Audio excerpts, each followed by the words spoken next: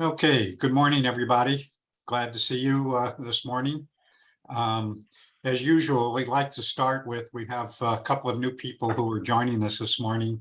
So I want to start, Sal, if you would like to just take 2 minutes to introduce yourself. It was great to meet Sal at the Tech Council IoT conference last week. And so, Sal, would you like to introduce yourself, please? Yeah, my name is Saul Sutton. It's a pleasure to be here. I have two companies I focus on. One is Ease. I'm the co-founder and COO. It's a tech and medical staffing company, of which we hold a board seat with the Tech Council. And I have a growth strategy consulting firm where we develop customer growth strategies for business owners, and I'm providing the resources that will make it successful. So I'm looking forward to learning more about what you guys are working on. It's a pleasure to be here. So when the conference was going on, Saul asked, well, so what's happening with broadband in the state? And so lots happening, which you'll hear about some of it today, Saul. So glad you can make it. And then Lucy, you want to introduce yourself real quickly, please?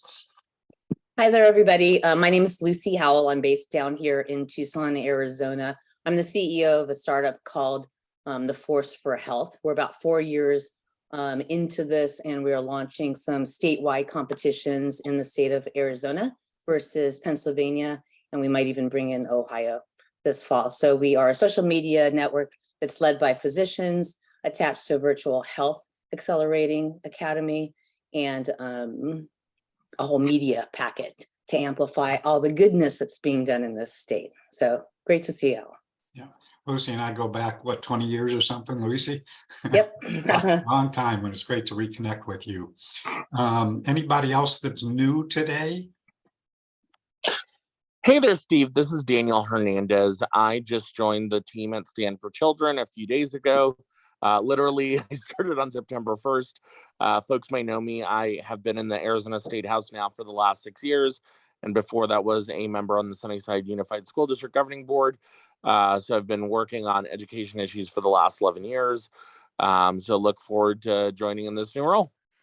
Great. So Daniel, why don't you just take 2 minutes to tell people about Stand for Children? Yeah, Stand for Children is a statewide advocacy organization that works on equity. One of the big priorities that we have right now is working on helping to lift the aggregate expenditure limit cap. That if it does not get lifted means that all Arizona school districts would face a cut of money that's already been allocated by the legislature. So it's an archaic rule that went into place in the 80s, but it means that every year moving forward, if it doesn't get addressed long term, we're going to have this battle of money gets appropriated. And it's like Lucy with a football, unless we go ahead and lift the cap every year or take a long-term fix. And then we're also working on a couple of other measures to make sure that we're addressing equity issues here in the state of Arizona, including a big priority for us, which is a juvenile fees bill to eliminate fees for juveniles trying to go back into the school system. So Daniel, that issue about the cap, isn't that an annual thing? Seems like that happens every year. It is, unless there's a long-term fix. That's why I was joking that it's a perpetual problem unless we do a long-term fix. It was approved by voters in the 80s. So it would need either a structural long-term fix that would also be voter approved, or it would need us to do a lift every year, which is the current situation where the legislature has to go in every year to lift it. Last year we did it and prevented a $1.1 billion cut. This year, school districts are facing a $1.3 billion cut statewide of money that's already been appropriated to them. Okay, and returning, welcome back, Nicole.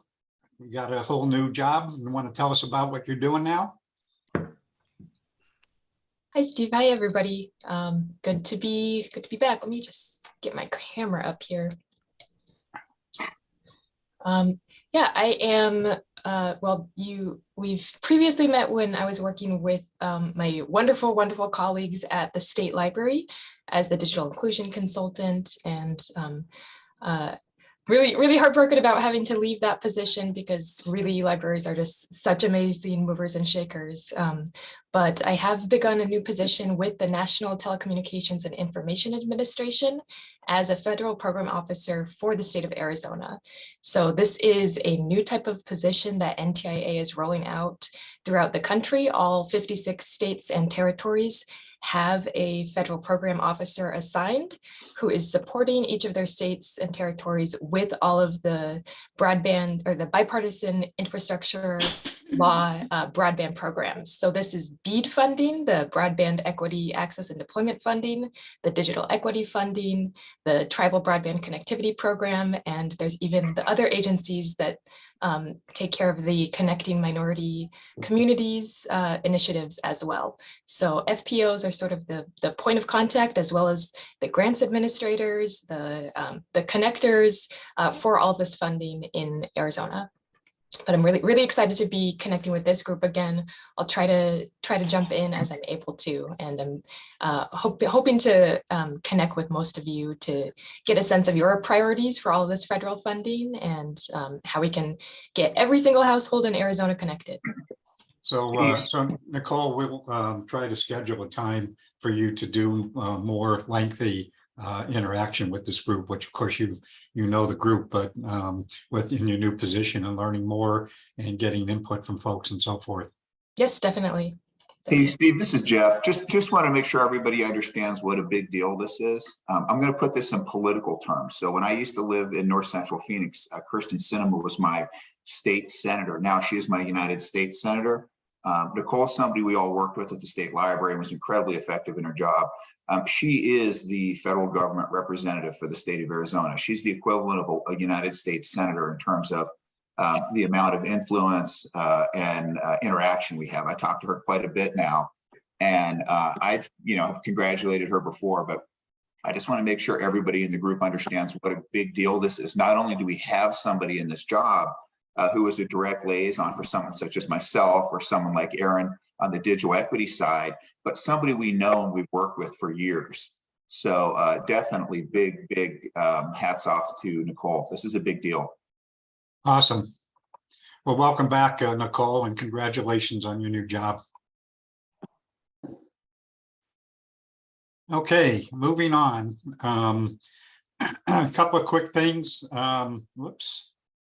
First of all, again, as always, I'd like to thank our sponsors, Care First Health Plan, Valley of the Sun United Way, Satellite Broadcasting and Communications Association, Khajiit, and Triad Wireless.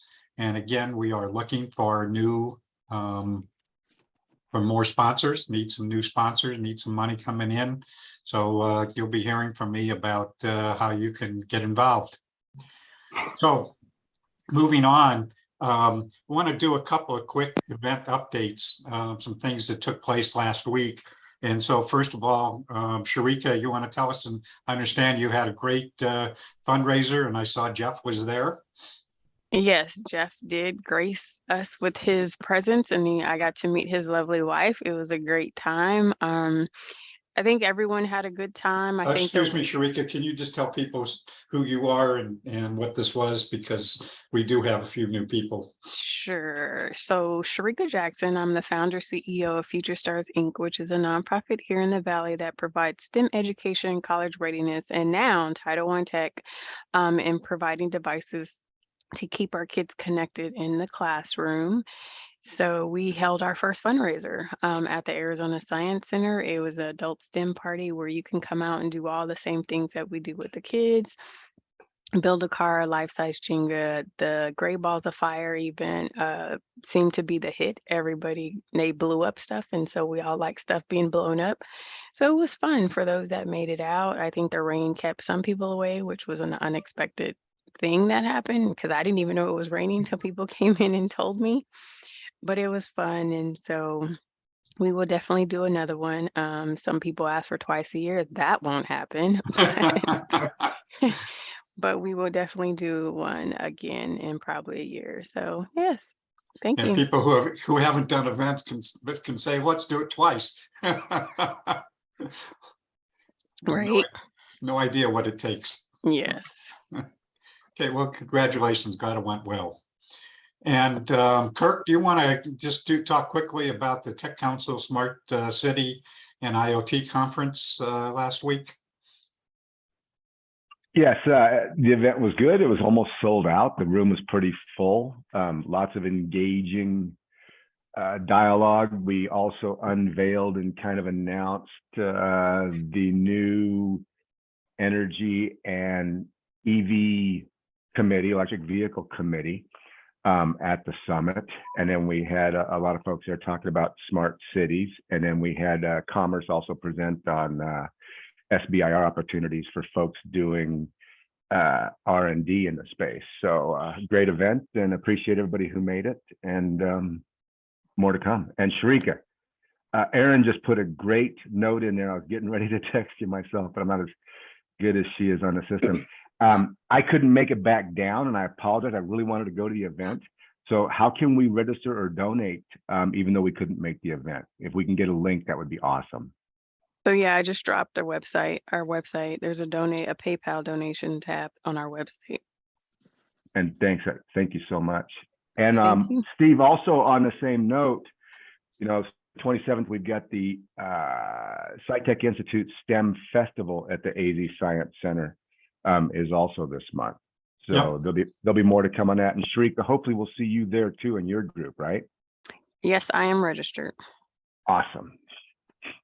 Yep, actually, Kirk, I did send it out in our meeting notices about that event coming up. Fantastic. Yeah. So I attended that Tech Council event also, and it was really great. And had a chance to actually meet some great people like Sal, who's joining us this morning. Some folks from some of the CIOs from some of the communities who are struggling with trying to figure out what they're going to do to get their people connected. And so I don't know if they made it this morning, but they were very interested in trying to be a part of this group and be able to take advantage of the expertise in this group.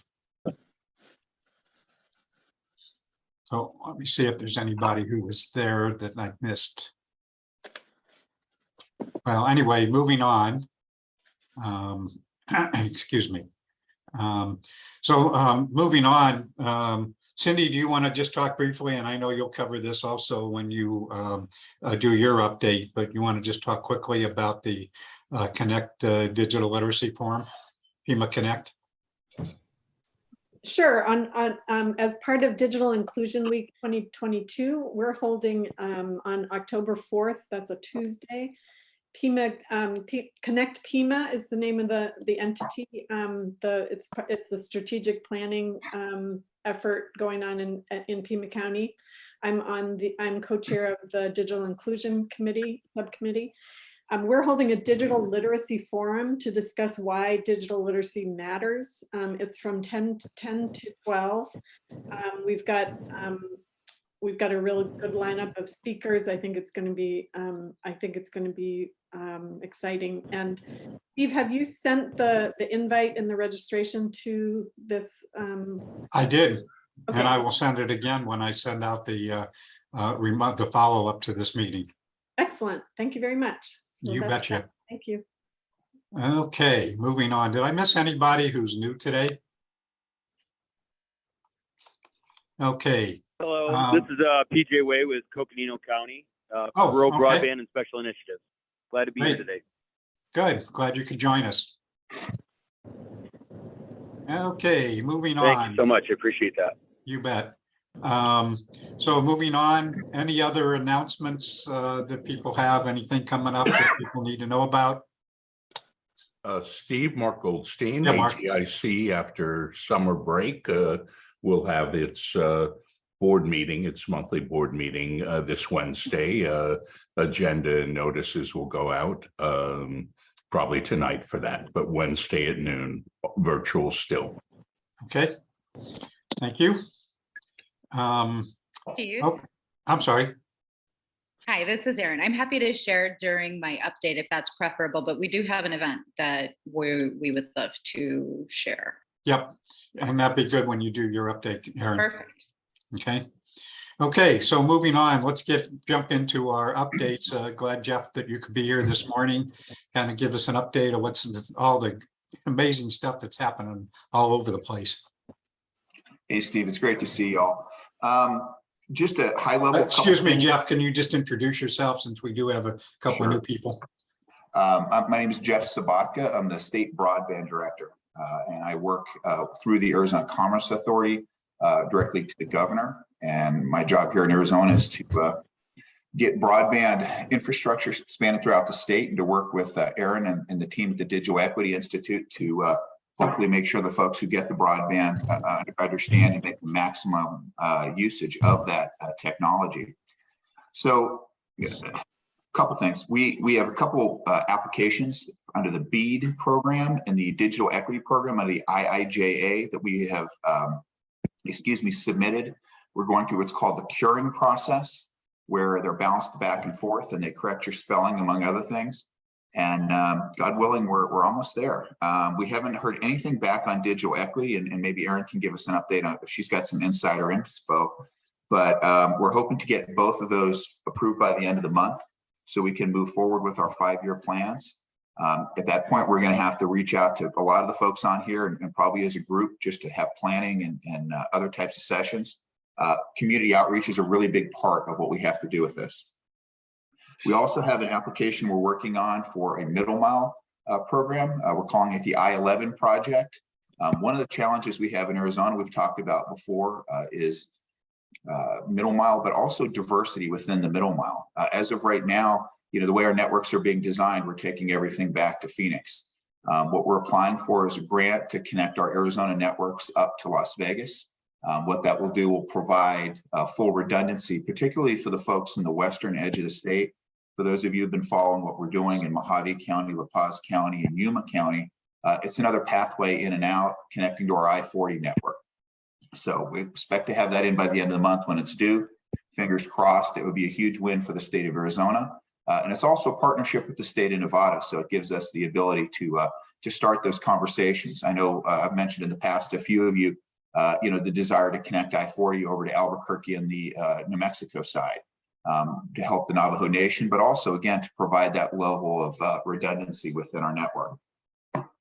I'm going to be in Yuma this week, and this is something that I think sometimes we have to take a chance to take a little bit of a bow for the group, and the group in Yuma truly deserves a bow. We started with this, gosh, I want to say 3 years ago, and it was very difficult. We had a really hard time gaining traction. We worked very hard through the Board of Supervisors, the county manager, and in Yuma, we're breaking ground on a countywide middle mile network connecting up all the different cities within Yuma, fully redundant in the ground, as well as we're going to be breaking ground on a network in San Luis. San Luis is the little border town that connects to Yuma. A lot of the international trade, a lot of the challenges we see with immigration you see on the news happen in San Luis.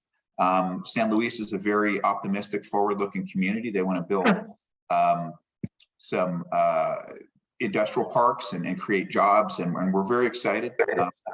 The carrier that we're working with out there, Allo Communications, is going to be providing service at 10 times the speed that we can get here in Phoenix. So it's significantly better than we have here in Phoenix. So Yuma County is going to have a great network. It's something to celebrate, and we're very happy to participate in that. There were grants not just from the state through the Arizona Commerce Authority, but the Yuma County Board of Supervisors put up $20 million of Yuma County's ARPA money for this project. So again, very excited about this. I mentioned the Future Stars event, right? That Sharika did. That was a fantastic event. For those of you who are not familiar with it, check out the website. When I look at charities, I look at the effectiveness of the charity, and the thing that I really love about what Sharika is doing is they're incredibly effective in what they're doing in terms of making an impact with these children. And this is something I quite think that can be scalable. It's a great program. And then last and definitely not least, this is something I want to thank you all for. I did put out a thing last week after talking to the folks at Common Sense Media who've been great partners. We have 296,570 families in Arizona that are now enrolled in the ACP receiving the subsidy for broadband. It's a $30 a month subsidy. If you're not familiar with the ACP, believe me, between Common Sense, the Pima County Library, the State Library, DES, Wildfire, we've had a lot of groups that have really stepped up to get the word about this program. The carriers have dropped their rates. So in the case of a company like Cox, their low income rate, Connect to Compete, and there's a couple other programs, is $10 a month. So essentially it's free internet for these low income families, which is a huge win for these communities. So I want to say thank you to all these groups. I know when this first came out, there was a bit of a panic on our end, because how do we do this? You know, short of getting on TV or something and broadcasting it out. And what we did was we worked with the grassroots and all those organizations, and there's probably half a dozen other, Care First and others, that have been just very active in this space. Thank you. This is something that it's a lasting win for us. There's a whole bunch of kids right now that are able to connect at home because of this program, and you owe it to y'all. So things are going to get hopefully slow down here a little bit in the next couple months, but I just want to say thank you. And if there's any questions I can answer, I'll be happy to answer them now or in the chat. Okay, any questions for Jeff? I have a quick question, Jeff.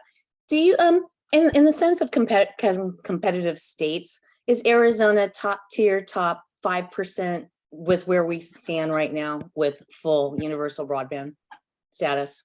You know, there's a lot of different metrics, Lucy, you can look at. There are some states, quite frankly, like North Carolina and Minnesota, that have been at this for about 10 years. So they have a head start. Utah is another good example. But if you look at our peer states, the states in the area, New Mexico, Colorado, Idaho, even Texas, we're really ahead in many metrics. Now, granted, we're starting from behind. I mean, and for example, in Texas, you've got AT&T as your local carrier. So, they're very big on infrastructure in Texas, and they're starting ahead. But for example, in New Mexico, they're just now putting out RFPs to go out and find middle mile providers. I know Kansas and others are just now putting out RFPs to find consultants to work on the BEAD program. We not only have Ernst & Young in-house working with us every day, we have Dr. Erin Carr-Jordan here on the digital equity in-house working on it, and she's got great relationships with the folks in DC in that program. So I'm really proud of the work we've done, and I think we're on a good path here right now. I really do. Thank you. And I want to emphasize what great work Jeff has done for the state. It's been really phenomenal. As he always used to say, I'm only one guy, although he's now been getting a little bit more help with some staff and consultants and so forth. Yeah, we only have one staff here. We have Sandeep who works for us as well, who's relatively new. But the term that we termed early on was soft power. We don't have a huge organization. To give you some perspective, Maine, they've got 12 people in their broadband office. I think Louisiana has 15. South Carolina has 6. So we're small but mighty here. But what we do is we work directly with our state agencies, the folks at ADOT and ADOA and other agencies. We also work with a lot of the nonprofits I'd mentioned earlier, groups like Care First and Common Sense, as well as our feds. So we're going to do everything we can to make this happen with what we have. We're going to be getting some more money and some more resources here in a little bit. We've had a great relationship with our folks on the legislative side. They've been super supportive. I'm glad to hear we've got legislators on the call, because quite honestly, I spent a lot of time explaining to our legislators exactly what we're doing here, because I don't think they understand the scope of this. And this is a chance to change a lot of lives here in Arizona if we all work together. So thanks. Thank you, Jeff, and thanks for the great work you've been doing. Okay, moving on. Mala, you want to introduce yourself and give us an update, please? Yes, I'm Mala Muralidharan. I work with the State Library of Arizona. I'm working on a program called E-Rate. Many of you on this call are aware of it. E-Rate pays schools and libraries for their connectivity, both up to the school or library and the internal connections as well. And that's millions of dollars coming into the state every year. This year we applied for over $100 million, and we have already received commitment for over $55 million this year. Part of it is one-time cost for connecting and internal connections. The rest of it is for recurring costs of internet connectivity. It is a complex program, and it takes all effort to apply for the program, but nevertheless a very, very useful program. E-rate brings out something called, FCC brings out something called the eligible services list every year. And this is updated somewhere around October, November every year. Right now, we have a draft eligible services out. And the biggest grouse that all of us have is that cyber security has not been included. And there is still time to comment on this list. And I will put the link to the list when I'm done talking. And the comment period ends on September 21st. It's really important to try to get E-rate to pay for cybersecurity as well. That is not eligible currently, and it has to be paid for by the school or the library. School pays for the school and the library pays for itself. But this week, one of the largest school districts in the country, Los Angeles Unified School District, was a target of a ransom attack, and it caused interruption to the critical systems for more than 500,000 users. They all had to, luckily it was discovered on a Saturday during the weekend. Otherwise, the Monday schools, that school district would have had to close their schools because it really shut down a lot of their critical services, both even including their school bus system and their infrastructure. So it is a direct need to have this paid for. Otherwise, there is a lot of compromise going on, and cybersecurity is not done to the full extent that it should be. So I echo what Jeff has been saying about ACP. 296,000 households have signed up, and we are within the top 15 for the sign up for the enrollment. And I'll put the enrollment tracker on in the chat so that you can see the progress. And the video that Common Sense Media has produced is really popular. It's been making the rounds, at least through the people that I have been connecting with. There's a lot of promotion going on through various sites, including Connect Arizona. That was initially set up by Nicole. Thank you, Nicole, for doing an awesome job setting that up. Pima County is promoting it, and so are all of our libraries. There's lots of work being done in promoting, even through the state government offices.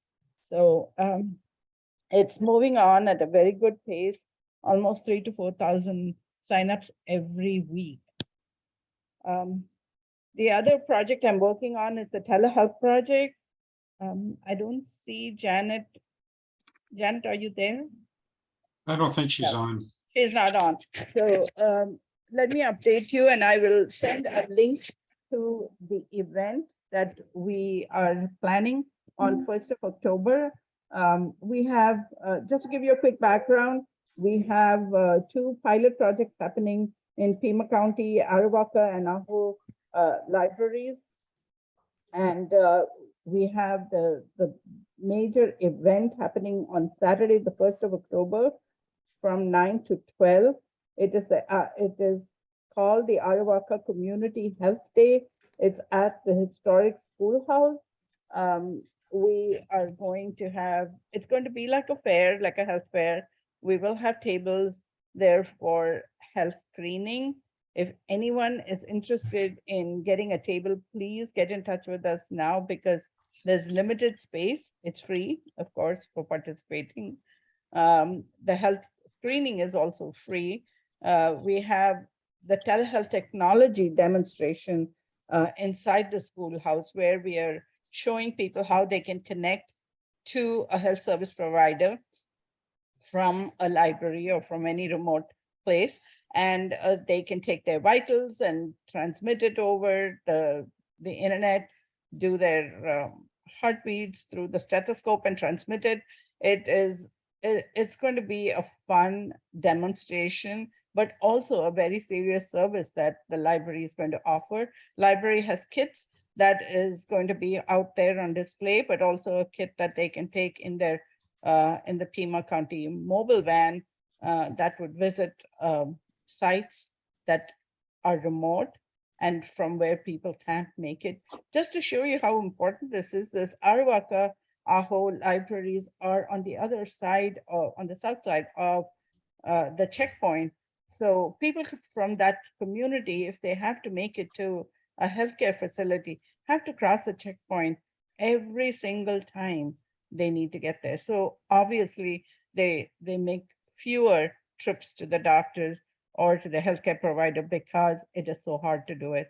So this will hopefully improve all that. We are also planning to have the lines out there to do an eye clinic, an eye test, and we will have a desk that promotes ACP and to check out the mobile van from Pima County will also be available there to show the resources that Pima County Library has, as well as the resources of the state library. Any questions? Happy to answer. Back to you, Steve. Okay, any questions for Mala? Okay, moving on. Holly, I don't know if she's online this morning. I don't think I saw her. Did you have anything else to add? I'm here, Steve. I don't have anything to add other than that we are continuing to work with the Navajo Nation. Our tribal library consultant, Mary Villegas, is continuing to do training for staff of the chapter houses to try to get them to be eligible to be branch libraries of the main library in Window Rock and therefore E-rate eligible. Cool. That's all I have. And anything else, Holly? That's it. Thank you. And again, once again, as I always do, our state library is just absolutely awesome. So thank you all, Holly and Mala and the whole team over there. You guys are just plain awesome. Thanks, Steve. So moving on. So Sophia, I don't think I did. Are you online this morning? I am here. There you are. So anything you want to report?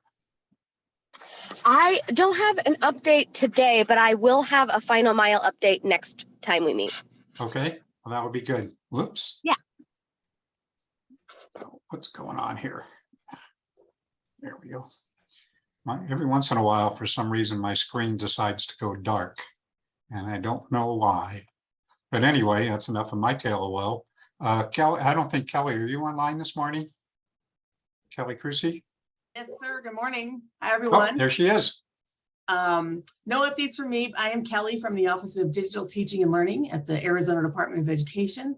I don't have any updates, new information, but I did want to follow up. I think last week or last time we met, Mala had asked about libraries and if they qualify for that cyber readiness grant, which is from the Arizona Department of Homeland Security. Two things on that. Number one, they're moving away from calling it a grant because technically money is not exchanged. Money is not given to the recipients. It's the services, those 5 cyber tools.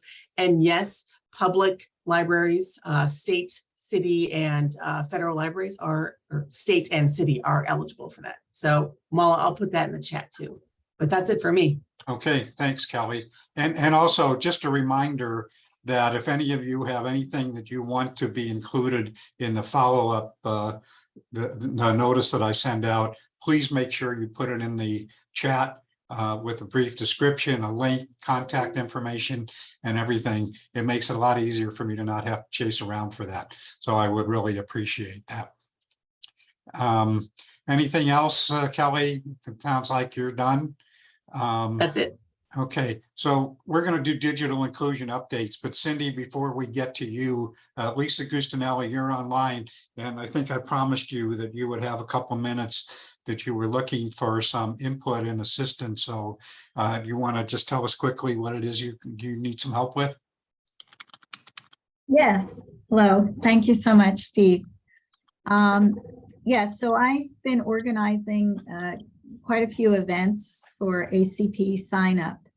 And I realized that it would be great to have some kind of a flyer to give out to the people at these events to just help them get started. Some kind of a digital literacy type flyer. So as innovator in residence of the Broadband Access and Equity team at Arizona State University, I've called on different members to help me create. I would just like maybe just an infographic of things to get started. Now, of course, when we first started talking about it, yes, I could just Google that and look for something. But this is a particular population of people who really need some of the basics. They're semi-literate, they're Haitian migrants, they're Guatemalan and Mexican migrants. So, of course, what's important to them? Knowing how to connect to their child's school, knowing how to connect to a doctor, perhaps. And so not Michelle, thank you so much for the checklist. I have that all down pat. We're good at getting people signed up. What I'm talking about is once we get them signed up, I'd like to send them home with some kind of an infographic that would help them get started as newbies on the internet. So thank you. So when I was listening to Lisa talk, I was thinking that we have a whole lot of folks who are working on some of these kinds of things. So Cindy and others, Common Sense, you guys have any thoughts about that?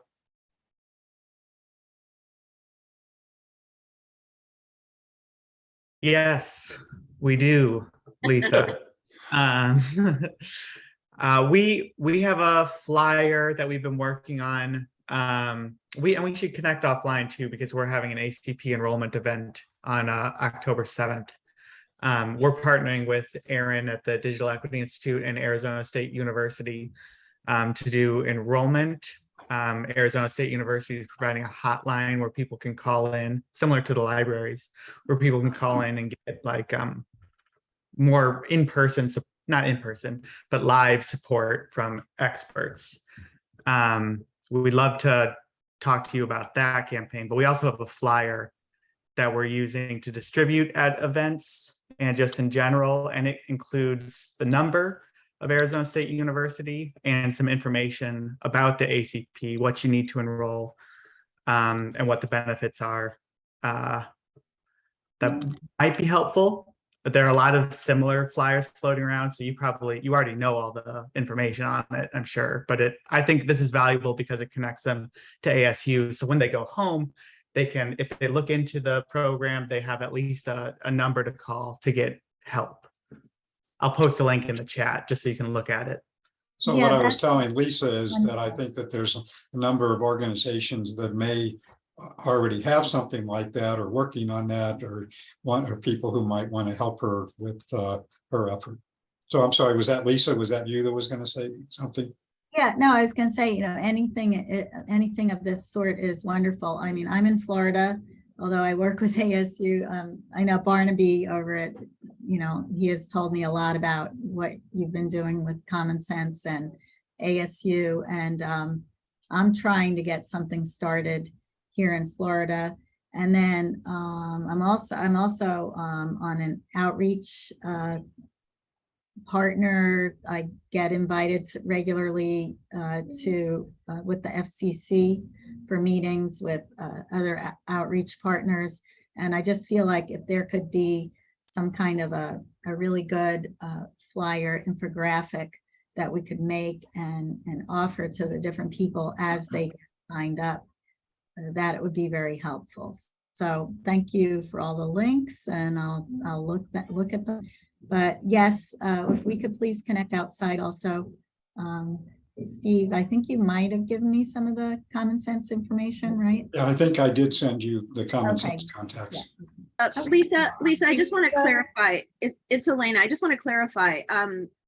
So you're mostly looking for, even though this stuff is helpful to you, you're mostly looking for more digital literacy skill stuff. So like how to find a particular website, or, I mean, or are you talking about like how to turn on your computer, how to, is it that basic that you're looking for, those kinds of steps? Yeah, it's pretty basic. It's, how to write an email, how to, yes, it's pretty basic, but very practical as well, because, these are people who, and they have somebody to work with them. It's not like they're going to be doing it by themselves. So imagine we have a digital navigator in place. I'd like for the people who get signed up for ACP to be able to go home with some kind of a flyer, an infographic, to get them started, and then they can reach out to different support people in their life, their grandson, to some of them are older, or a friend who they know is better at that. But it kind of gives them, yes, a quick start guide, Jan, something that gives them an idea of just, some of them are quite overwhelmed once they could get connected, right? So just maybe the 5 top things that you, once you're connected, if you've never been connected before. But for someone who, like I said, this group is, most of them are migrant workers, their English isn't perfect. So it has to be very simple. Maybe they connect to the libraries in Florida, because most libraries, public libraries around the country do a lot of these basic digital inclusion stuff, teaching people how to get there. There are classes, and of course some of them have the English language classes as well. So their best starting point would be a local library, I think. Yeah, I'm thinking about that. I'm thinking about that too. But in the meantime, I just want to have a handout for them for when they come and they go home, without them going to the library, to be able to tell their grandson, oh, I got this when I signed up for ACP. Can you go through these 5 basic things with me and show me how to do this? That's what I was looking for. So we need to move on, but I just want to remind people that Lisa actually did a presentation of the task force several months ago, and she did a really interesting project. And is it Belle Glade? Is that where it is in Florida?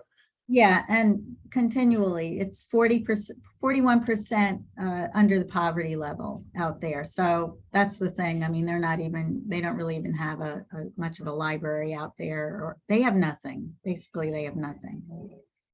And very multicultural. Yes. So and anyway, multi-generational. I think that's a key connector piece to keep, Lisa. We're launching some virtual STEAM teams, healthy STEAM teams, and they're mixed generational. And we've seen a lot of success with the teens working with the seniors. I mean, the parents are kind of sandwiched in there, but happy to connect with you on that. Yes, that's exactly it. We had teens actually helping to sign them up. So, but then the teens aren't really sure. They can't relate. They don't understand, oh, how would a person not know how to do this? So the idea was maybe just to pick your brains there. What would be the top 5 things that you would say that somebody would have to have when they're just getting started? Lisa, this is Jeff. I was going to say that is a great focus. I mean, Florida, like Arizona, we have a huge seniors population. And, I tell the story, my mom and dad are public school teachers with, retired with master's degrees. They're smart people. And they had the hardest time getting online and registering for their vaccination. And it got to the point where I had to get in my car, drive over there and sit down with them and do it for them. And they would dictate the information to me. So I think that we have a long way to go, particularly in the senior community. I'm glad to see you all are focusing on that. And that's something I know that we will look at hard here in Arizona as well.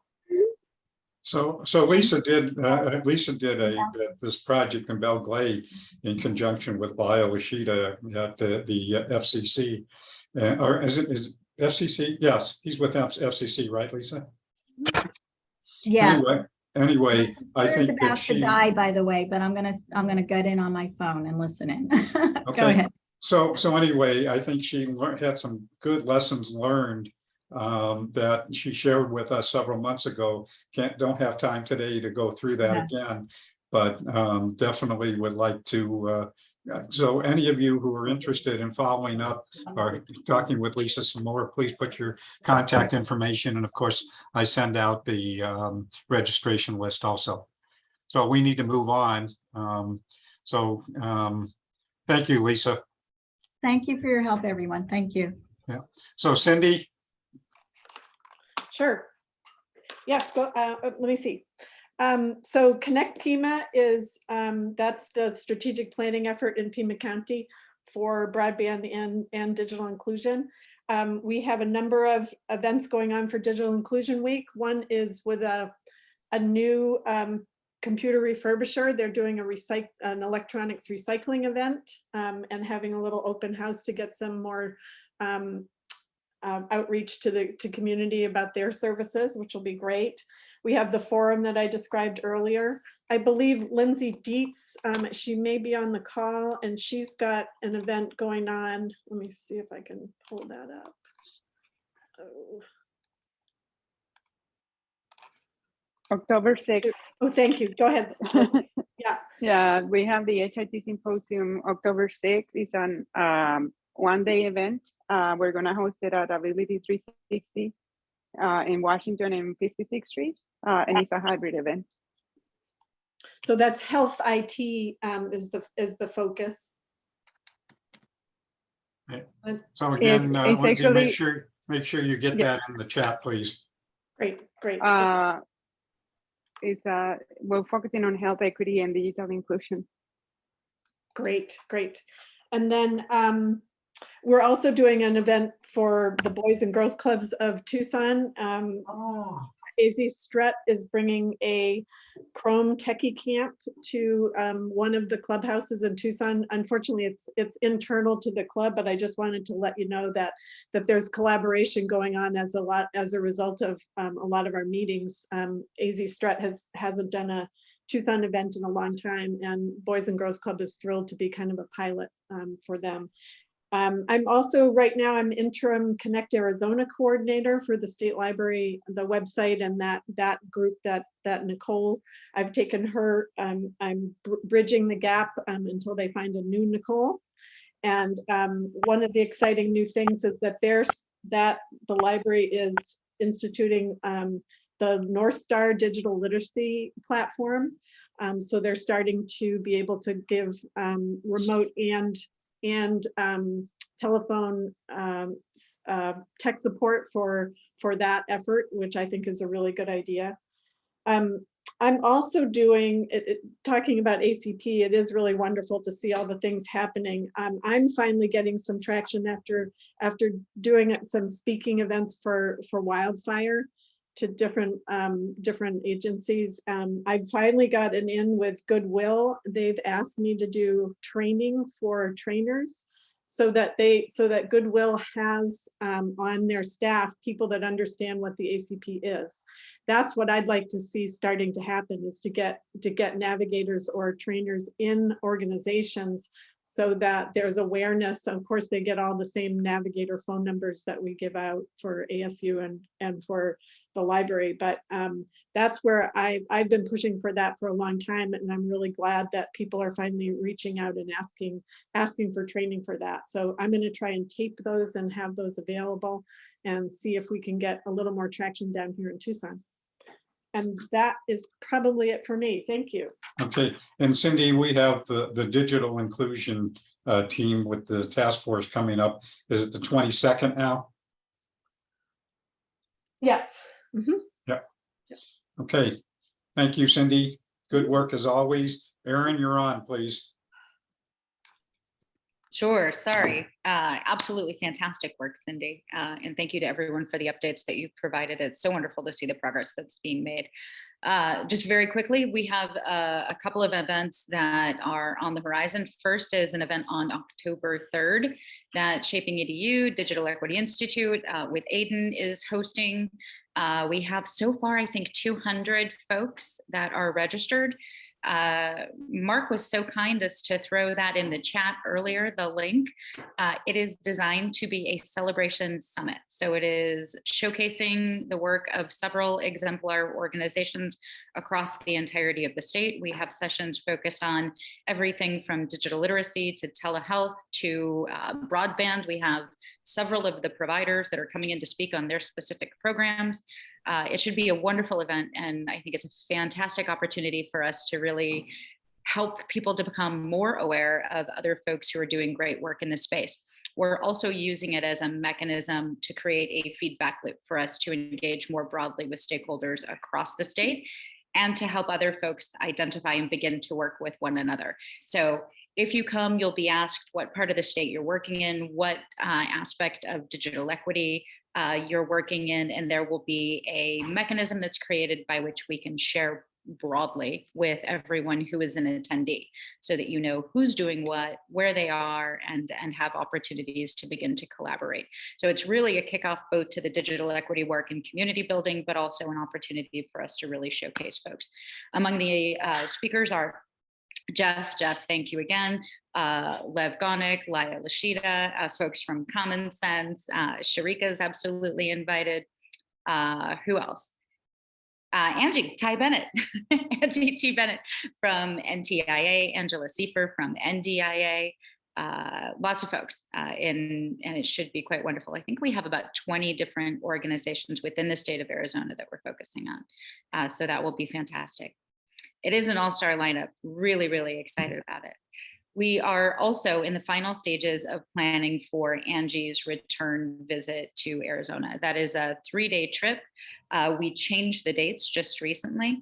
That will now be the 17th, 18th, and 19th of October. We are partnered with several of the senators here in Arizona and one U.S. House of Representatives person. And we are in the final stages of making reservations for the centers and the locations where we will hold those sessions. And we will send out invitations to folks to ask you if you'd like to participate. It's designed to be an informal way to begin a dialogue with the community, with people who are actually living the experience, so that we can start to better understand what that experience looks like and how we can best be helpful. Again, it's another way to begin to collect data, both formally and informally, and to signal this is one of many events. Events is the wrong way to frame it. Touch points that we will have with the community over the course of the next year. And then the DEI team, we're in the process of onboarding our staff and our team. Really, really excited about it.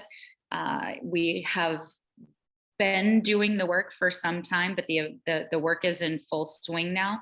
I've met with more than 50 stakeholders across all of the digital equity and broadband sectors and continue to do so every single day. We're collecting data, and we're in the midst of designing the informal scripts and the surveys that will go out to folks, and creating the calendaring of travel that will happen where we can meet with community members across the entirety of the state for the next several months.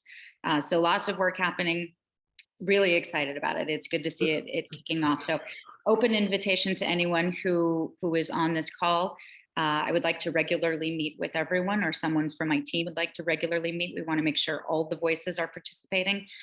So please don't hesitate to reach out where the calendar is getting filled, and we're happy to come to you. So please let me know, and that's about it.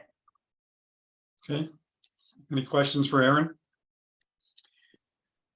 Okay, we need to move on pretty quickly because we do have a good presentation this morning.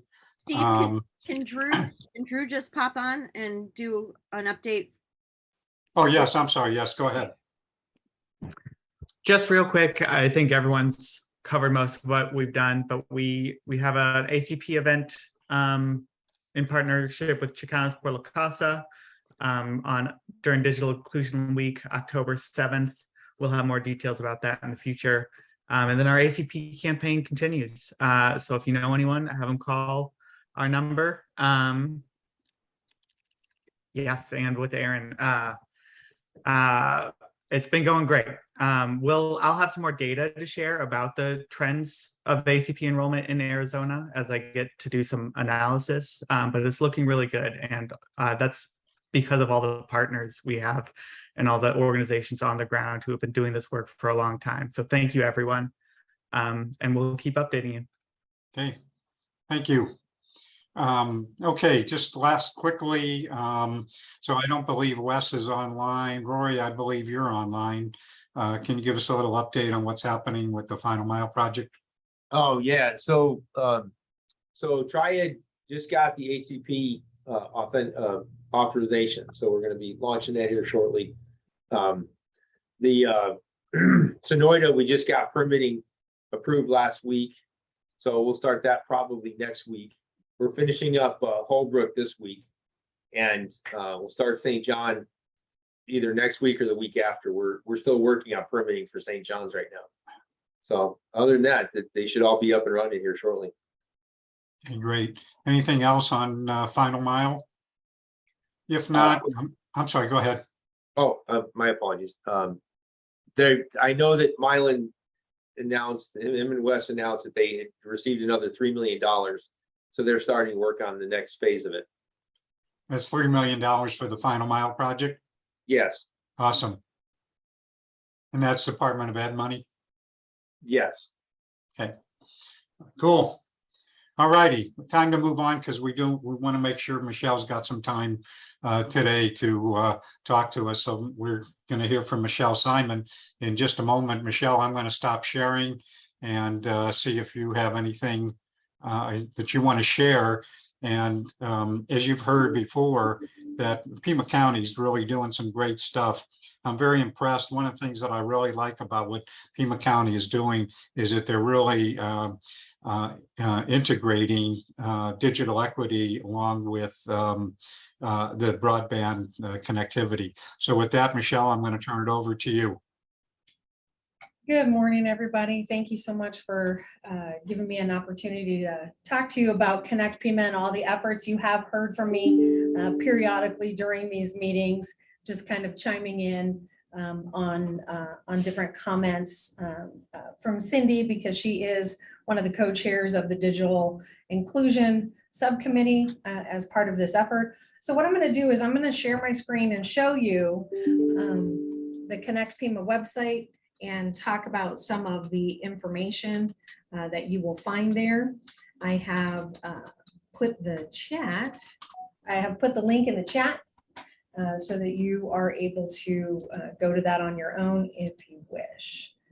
All right, so like we talked about, Connect Pima is Pima County's digital infrastructure and inclusion action plan and all efforts therein.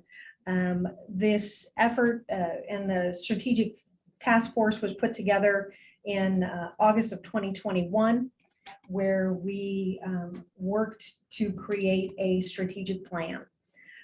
This was done with a steering committee of individuals, mostly from Pima County to start, and then community organizations being involved as well with the goals and the objectives for each of these committees. If you can see from the strategic plan, it has all the components of digital access, inclusion, and adoption, and any efforts therein. And so our development, we have the category of development of broadband infrastructure. We also have implementation of digital literacy initiatives and an increase in access to devices and tools. We've established short, midterm, and long-term goals and various objectives that the subcommittees are working on to realize our mission and vision. So basically, I'm going to paraphrase. Everyone in Pima County needs to have reliable, sustainable, affordable internet in their homes. So Pima County is 9,100 square miles. You know, I usually like to say that's larger than the state of Connecticut in the inside of our state. But after having a conversation with Karen Ziegler, I took a look, and it's actually larger than the states of Connecticut, Rhode Island, and Delaware combined in our state. And Pima County Public Library serves the entirety of that county with 27 locations from Ajo out to Vail, south to Arivaca, and north to Catalina. Why the library in this particular effort? Pima County Public Library has long been a champion and provider of internet access and technology to the community. We have more than 1,300 public-facing computers, as well as internet access, free internet access at all of our libraries, 400 hotspots that are checked out by students to be able to use in rural areas typically. And we also have 4 vans and a bookmobile that have Wi-Fi. So whenever they go out and are on location, people can use the free Wi-Fi to access the internet and be able to connect as appropriate. We work with the state library to forward those efforts. The Wi-Fi antennas on the vans were made possible by the state library. The current telehealth pilot project that is happening also was made possible by the state library. Our effort in Pima County is called Connect Pima on purpose. All right. It is in alignment with the state of Arizona's Connect Arizona, as well as efforts here in Pima County with Tucson Connect, which has to do with efforts to get people to sign up for ACP. So some of the things that I want you to look at or pay attention to when you are checking out the website is current highlights. Here's where you will find information about the Digital Literacy Forum that Cindy mentioned in her update to everyone, and people can register here, as well as our Hotspots Around Town program. Through a partnership with Cox Communication, we have implemented free Wi-Fi hotspots in areas all around Pima County. And these hotspots have a network. It's called PCPL on the go because this is part of an application for emergency connectivity funding. And so the library is essentially the customer for everybody in the community to use these Wi-Fi hotspots. No password is required. Just if you're out and about in Tucson or in areas of Pima County, look for that network and feel free to connect. That's why it's there. We also have various things that we are working on related to infrastructure and inclusion. And you will see information about all of our committees, as well as if you are interested in participating, there's a lovely link right here for you to click on and fill out the information and choose a subcommittee that you might want to participate with. As well as our links here, we do have information about Affordable Connectivity Program, what's happening in libraries across the nation related to broadband in the news. This is really everything that's happening in Pima County. And then you will see information about our partners. One of the things that I want to show is this is something that we did in conjunction with the city of Tucson and Tucson Connected. This was an ACP flyer. It's in English and in Spanish that went into the Tucson water bills. So everybody in Tucson that gets a Tucson water bill received this information about ACP. It was a great way to reach out to people that wasn't online. I think it was a successful effort, more from the standpoint of it was a great cooperative effort with the city of Tucson. Okay, and that is something that we have done with Connect Pima. Is from the start we have involved everyone: internet service providers, community stakeholders, local municipalities, state stakeholders, as well as having discussions and providing information to organizations like the National Digital Inclusion Alliance and the Urban Libraries Council. I'm one of the members of the Digital Equity Task Force for the Urban Libraries Council and participate in the calls with NDIA to make sure that we're getting the best information possible to move our effort forward.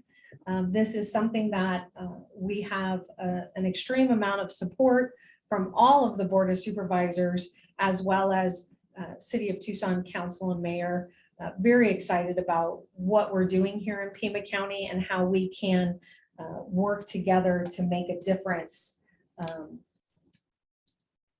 in the efforts related to broadband and broadband infrastructure as well as inclusion. Oh, I stopped sharing, but I want to show one thing. I did put in the chat something about Digital Learn. And Digital Learn is a platform for individuals who really are just starting out in using the computer. Right? And this is something that is available for free. If you see here, it's pima.digitallearn.org.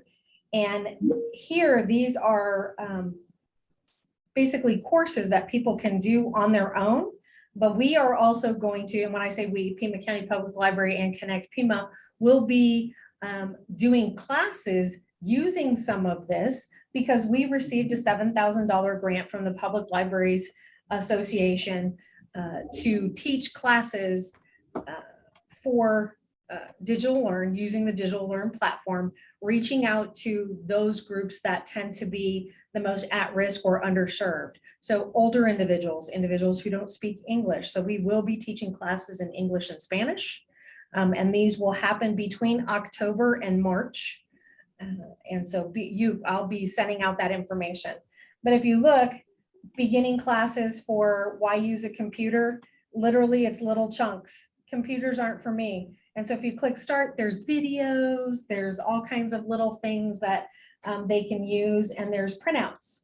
So this is literally a text copy of all of the classes and little worksheets that people can use. But there's also a portion, if you are a trainer, you can log in and you get actually the course curriculum to use that. Things that are very exciting about what is happening in Pima County. We are partners in an ACA grant award with Cox Communication.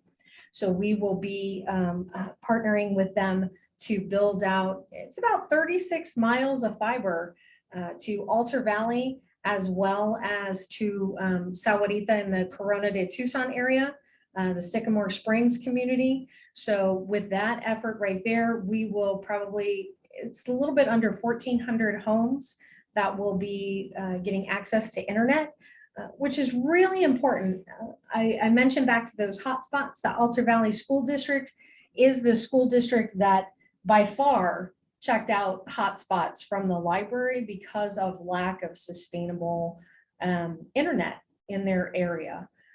And so we're very excited about that. We've also had conversations with Alluvion, who they are one of the organizations that also received an ACA grant, and they will actually be building from Ajo towards Altar Valley and towards 3 Points.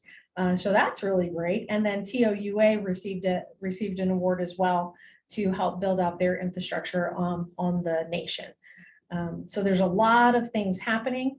I would like to give Cindy an opportunity real quick to kind of talk about what the Digital Inclusion Subcommittee is working on.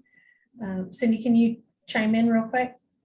Sure. So yeah, we've been really following the list of tasks that are ours. We also added during the year, I think I've talked about this, we did listening events in 3 locations around Pima County, Ajo, Sahuarita, and El Pueblo neighborhood in Tucson. We've got a couple more on our radar right now. I think we're going to do one in October in the Flowing Wells neighborhood, and maybe another one on the east side, because we really want to hear from community members what it is they need in their community from this effort. So we've also created a list of all the digital literacy assets within Pima County currently. It's a pretty big list.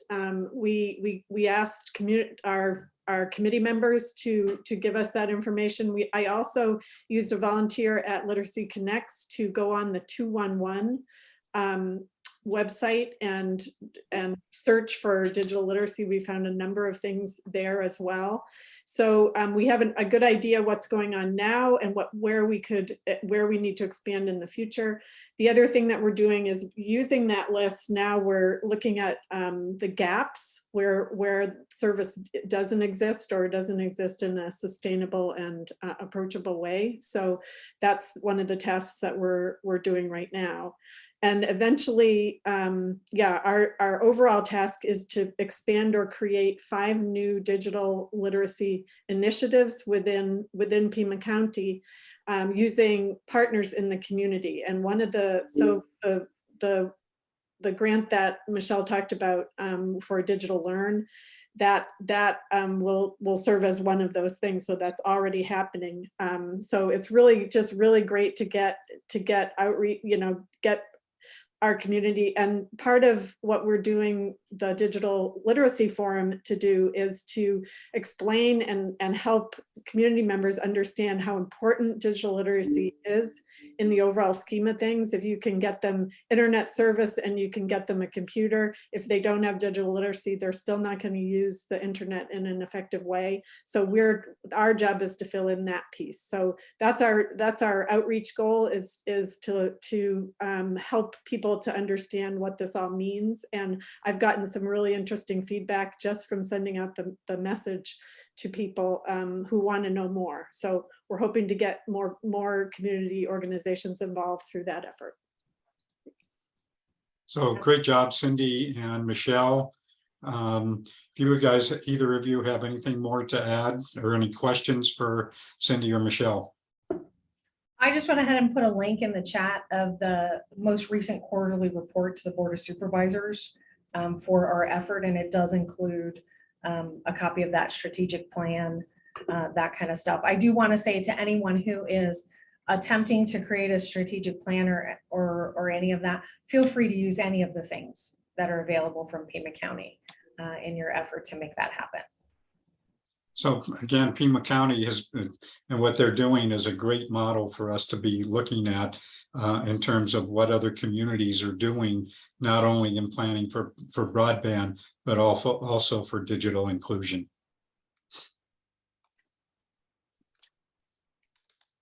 So with that, does anybody have anything else that they want to talk about or to share? There was somebody from Coconino County on the call. Are you still there?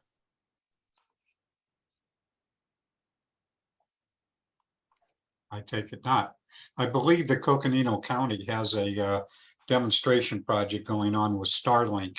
And so Steve, it's Philip Way. And we can't hear him. We can't hear him. Oh, okay. I apologize. There we go. How's that sound? Okay. Hey, Philip, I wasn't sure if you've been getting our emails or not. I've had problems getting through to you. Yeah, I have not gotten the emails. As a matter of fact, even this meeting, it was only showing, even though it's reoccurring, it only shows on my calendar once. So I had to manually put it in there. Okay, so I need to talk to you about why we're getting bounced. So anyway, go ahead, Philip. Yeah, thank you very much. I appreciate that opportunity to talk here. Yeah, we are definitely pursuing some other opportunities with SpaceX and Starlink, trying to connect our rural areas here in Arizona, in the Coconino County up through Navajo area. The Navajo Nation is been a key factor in that focus, trying to serve the population up there. We have another pilot that we're working on right now, a little bit of a beta project. So it's very exciting, good opportunity. Yeah, so I actually left a message last week with the CIO at Coconino County because I would really like to hear more from you guys about what you're doing, how that's going, what your thoughts are, experience, and so forth. And I know Starlink now has reduced their costs, both for equipment and for connectivity. That is correct. Yeah, they're actually helping us. They're kind of offering a grant where they're going to be supporting to offset the cost for those that are part of this beta test. And the key factor for us, what I'm hoping to focus on with SpaceX, is that we can actually capture what type of data is collected, what the success rate is, how we see its application and use, and that would help show that diversification for the population we're trying to serve. And I also have been seeing that T-Mobile and Starlink are working on a partnership. So theoretically, people would have access to phone calls almost anywhere. I think that's interesting. Yes, that is true. That is correct as well. Starlink has recently just made that acquisition, as you mentioned, or it wasn't an acquisition, but it's a partnership with T-Mobile. We're trying to learn more about that as well and how that's going to affect the area. Yeah. So I'll be in touch with you, Philip, and would like to actually schedule a time for you to talk some more about Starlink and your experiences, the good, bad, and ugly, as the case might be. Absolutely, I'd be more than happy to. That sounds fantastic. And then Philip, I'm assuming you put your phone number in the registration today. So I'm going to call you and figure out how we can get email through to you. I've sent using 2 different email addresses and they all get bounced. So let me try this one here. Yeah. So let's talk about that. I'll enter it. So anybody wants to reach out to me. Okay. So I think we're done for today. Any other questions, announcements? If not, I believe we're done for the day. Steve, if I might, I'd just like to say thank you very much for inviting me and letting me be part of this process. There's a lot of great information that's been shared already today, and I've taken some great notes. As well, I have already reached out, I know, to Mojave County and to Yuma County, and obviously now I'll be reaching out to Pima just to find out what exactly has been happening, what different counties are doing, how they're doing it. The partnerships are a key role. I know Justice Vodka mentioned earlier some of the other partnerships with ISPs. That's going to be a critical role, I think, for what we have to do here inside of our county as well. Cool. Okay. So thank you all for sharing. You bet. So just a reminder. Oh, so Carla, I see you're online. Do you want to just talk quickly about your event coming up? Yeah, thank you. I put it on the chat. So let me move my lighting a little bit. I just put it on the chat, but we do have an after 5 mixer coming up at the L Space offices downtown. So it's right underneath the Hexagon building. The Arizona Technology Council will be hosting our after 5 and highlighting and showcasing Pivot Group and Pinnacle Staffing Group. And I'd like to encourage you all to attend. If you are wanting to attend, I do generally have about 3 passes that I can use. So if you'd like to go, please send me a quick email and I'll put my contact info on the chat and I'll be happy to register you. And if you are past those 3, I'll give you a code so that you're able to get a discount to the event if you're wanting to attend. And again, that's a reminder that that's in Tucson, Pima County. Correct. Yeah. Okay, and then the expo coming up. Right, October 19th, we have the 10th annual Southern Arizona Tech and Business Expo. If you are have not yet signed up, if you are wanting to participate as a sponsor or as a booth participant, I strongly encourage you to get in touch with me. We are expecting to sell out by the end of this week. We generally have about 400 people at the event and about 75 booths showcasing the innovation and new technology in Southern Arizona. We have about, I think currently we have about 12 companies coming from the Phoenix area. We have companies coming from Yuma and Sierra Vista as well. So if you have not yet signed up, I strongly encourage you to attend. One of our main focuses for this year will be the conversation about Tucson being the space city of the Southwest. Our keynote fireside chat will focus on space and just a wide range of aspects, whether it's commercialization, biotech, in general, in relationship with James Webb. So it's a great event coming up. Again, I encourage you to please reach out to me, and my contact information is on the chat. And I'll also put it on that event. I'll put it on the chat as well, so that when Steve sends out the information, you'll be able to find the links. And I have sent that several times, but I certainly will again. And I have attended that event pretty much since they started. And it's really always a great event, great contacts, great networking and so forth.